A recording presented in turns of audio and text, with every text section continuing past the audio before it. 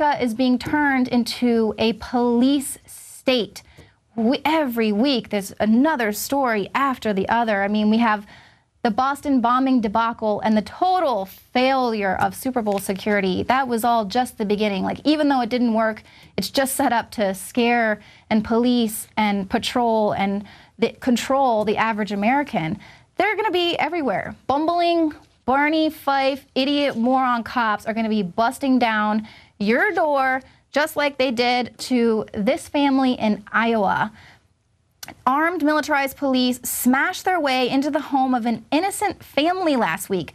When they discovered that they were being filmed on home security cameras, one officer ripped a camera right off the wall, while another covered up a security camera, a second one, to prevent their raid from being documented. So why did they use this force to smash into someone's home? Without using the knock and announce required by law, mind you, they just busted in. Well, police carried out the raid in search of someone they suspected of using stolen credit cards to buy clothes and electronics. So this is what a militarized police state in America looks like. Any kind of felony, which is going to be responded to with armed raids, and then they're going to shoot another person or kill your pet. I mean, luckily the dog in that video wasn't shot on camera. That would have been awful, but it's not something that we haven't seen before. Of course, in the end, none of the items on the warrant were found, so the police had to make some kind of arrest and make their whole mission look legit. They got one guy on a probation violation, the other guy had an illegal substance, probably a little marijuana, who knows, but that's what they do. They create they've got to find something, and they will stay there and comb through everything until they find a parking ticket you didn't pay or something to justify their use of force. And that's what happens. They just, you know, they want to take you down. If they make a mistake, they're not going to apologize for it. And we just consent to this kind of brutality and this tyranny. And if you don't stand up and say anything about it, then you are giving your consent. I believe that family is going to go ahead and sue the police department since they got it all on video and the police did not knock. But again, what are we saying? Just look away. All this stuff is going on. Economic crash is coming, but just look away. Don't worry about it. Just buy into the illusion that everything is going to be fine. You don't need to go to the InfoWars store and get any survival seeds at the very least so that you can feed your family during this economic crisis. You don't need any survival gear. You know, meanwhile, FEMA is buying up, calling all the Patriot Supply and how can we get food and buying up bullets and iodine and everything they can get their hands on for some sort of imminent crisis that they're planning for. But you and I, we just need to go ahead and just buy into this illusion that everything is going to be all right and hope that they don't seize your property.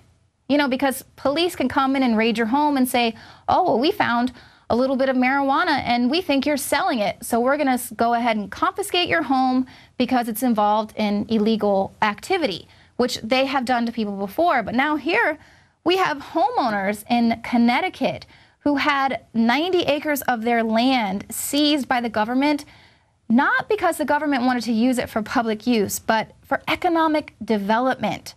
Now, this case caused particular outrage because the Constitution's Fifth Amendment bars governments from taking private property unless the taking is for public use.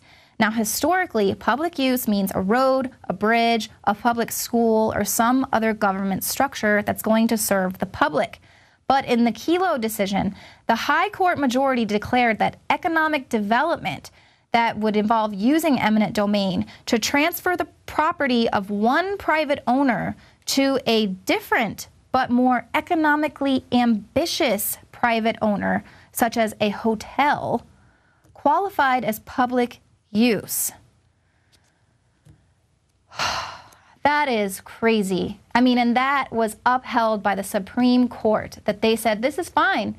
And the big flip in that story is that this economic development never happened. The big corporations never moved in like they promised, even though they gave them huge tax breaks to bring these companies in and do all this economic development and help this town out. None of it ever happened. They just took the people's land, 90 acres of land from several homeowners, and nothing's there. Nothing is there. And the people are just, they're screwed. And that's what's happening here. And we have to allow this to happen. We can't fight back, because then we'll be racist. We'll be racist against the state, we'll be racist against globalists, we'll be racist against bankster scum. And I don't know about you, but I don't want anyone to think that I'm a racist against the state and against these guys. You know, that's why the banks give us these fake money loans at extremely high interest rates, because they know we can't pay them back, and then they're going to just confiscate our property and just gobble it all back up for themselves, because they love you. They love us.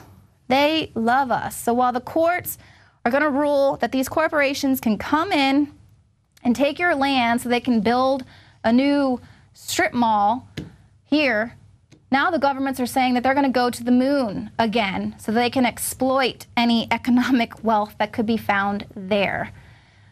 Isn't this wonderful? Of course, now other countries have shown interest in exploiting the commercial opportunities on the moon. So the U.S. has once again said, we're going to go ahead and launch a robot on the moon for the first time in 4 decades. There are already plans to explore the lunar South Pole, where it is hoped there could be abundant natural resources that would make a base self-sustaining. So NASA said that it's going to offer its expertise to any private companies that want to develop lunar explorations, but it's not going to be putting up any cash for the missions. So can you believe this? I mean, can you imagine? Look at what the globalist scum has done to this world, to this country, to all the countries in the world. They've exploited everyone for their wealth. They've destroyed everything they touch. 10,000 years of agriculture and farming can be destroyed in 1 generation because we've allowed companies like Monsanto and DuPont to patent seeds so they can completely monopolize the food supply, control the food supply. So 10,000 years of human evolution, of figuring out how to farm and agriculture to feed ourselves and figuring out how all this works, can be destroyed in 1 generation, wiping out everything. And now these guys want to go and explore the moon and just screw things up in space because they're done with this place here. We can't allow this to happen. I mean, if we sit around and don't say anything about it, then we are basically consenting to their destruction and their tyranny. And that's what they're counting on, is that we're going to sit around and be millions of people in a football stadium chanting for idiot morons who are playing a rigged game anyway. This whole game is rigged, and the only way that we are going to win is if we wake up. But just by nature of you watching this very broadcast and supporting this transmission, you are the resistance. By you waking up your friends and family to this rigged system, to this rigged game, we can win. We can stop these guys. We can teach people that we don't have to consent to this tyranny. The facts are in. The studies are legion. Sodium fluoride and other members of the fluorine family that are added to Western water supplies are devastating the health and cognitive ability of the people that drink it. So the question is, why are the social engineers adding it to the water? Simple. Dumb down the host population that the parasitic technocracy is feeding on. We developed the Fluoride Shield to be the highest quality, highest standards, because I use it every day and my family uses it every single day. Let's take a closer look at the ingredients that make up this special proprietary formula. Tamarind has been celebrated for its ability to immobilize toxic fluoride residues, while zeolites have a long history of attracting and holding toxic compounds. Enter fulvic acid, an excellent cleansing agent.